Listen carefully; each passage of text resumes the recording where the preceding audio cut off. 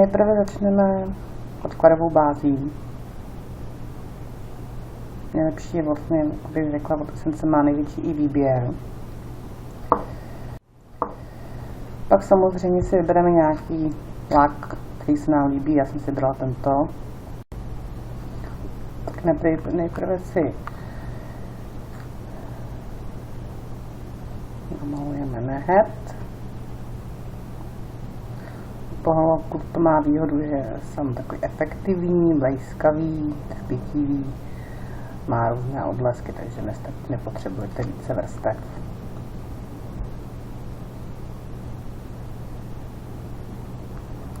Necháme zaschnout.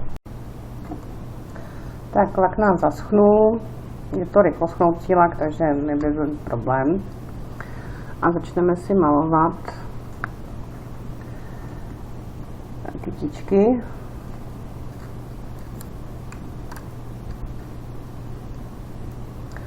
Je to jednoduchá věc, není to nic složitého, vlastně si děláme takto čárky.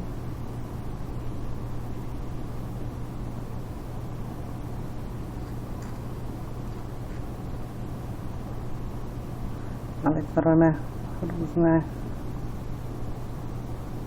čky. Nemusí to být nějak pravidelné.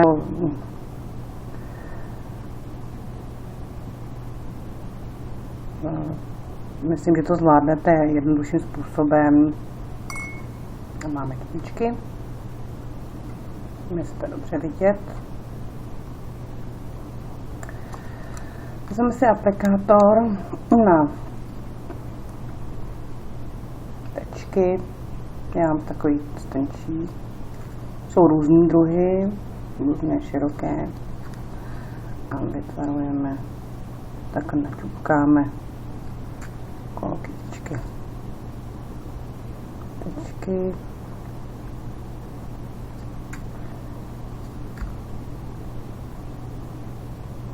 Tak a máme to. Samozřejmě to musí taky zaschnout, neschne to dlouho, pár minut, řekla bych tak minutku. A pak můžeme aplikovat korálky. Tak můžeme aplikovat korálky, takže si vezmeme lak průhledný, jakýkoliv může být. A vlastně si děláme takové 3 tečky.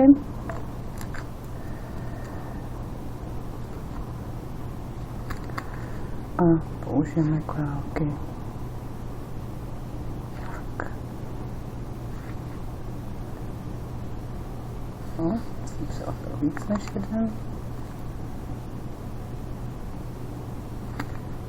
Tak.